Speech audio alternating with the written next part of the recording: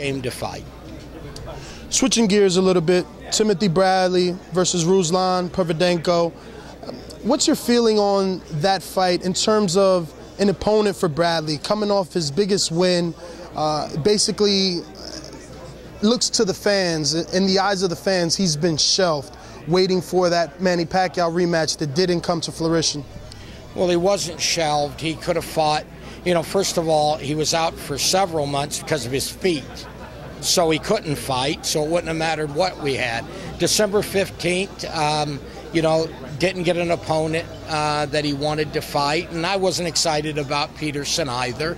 It was a rematch again. And the truth is, the pool of opponents is very limited. I agree with that. But, the only thing I've said to Tim and Monica over and over again is, just stay out there and keep fighting, and those big fights will happen. They'll come again. That's what got him the fight the first time, was we were so active and he was fighting and he was out there, and that led to the Pacquiao fight. And believe me, Pacquiao's going to come back around again. Marquez is going to be there. There are fights for him, but not every fight can be a big fight, and sometimes you've just got to stay busy. And so I don't look at this as a downer. I look at it, as staying busy and making money. And gosh, you're the main event on HBO. It's not the worst thing in the world. Now, you mentioned that you weren't excited about the Lamont Peterson rematch. It was mentioned in the media that that fight was for $2.5 million. Wouldn't that be motivation enough to beat a guy you already beat on HBO for 2.5? Or was that all rumors? No, it was $2.3 million. I negotiated it myself. But he wasn't excited about the fight. And when your fighter's not excited about the fight, you're concerned. Not that he would lose, because Timmy ain't going to lose, but because it's just not fun for him, and you want him to enjoy his career. So that's why I was down on it, because he wasn't excited about it, and he just felt like he was going backwards instead of going forward. So that's the only reason. The money was terrific. He said to me, he goes, "Cam, the money's ridiculous.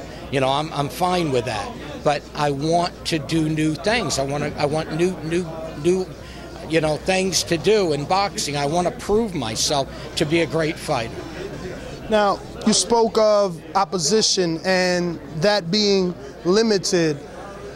Is that a thing because he's top-ranked fighter and you have to pick from the stable in Top Rank? Because there are tons of 147-pounders out there. I mean, you got guys like Kellbrook, who it's been said a fight was negotiated with him. Guys like Devin Alexander, Mike Jones, that's also with Top Rank, Brandel Bailey. I mean, the names at 147 are limitless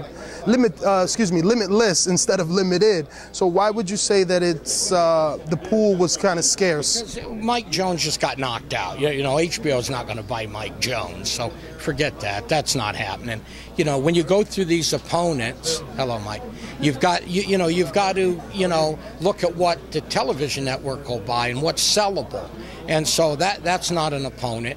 And the truth is, Golden Boy has signed 40 and 47, but they've signed 10, 15 of the fighters, and they won't work together, and we've seen it over and over again. So rather than get tied up in that mess, we got to find someone who's available to fight and willing to fight and is not contractually obligated where we get tied up again. And that's a limited pool. There's not a lot of guys. Believe me, there's not.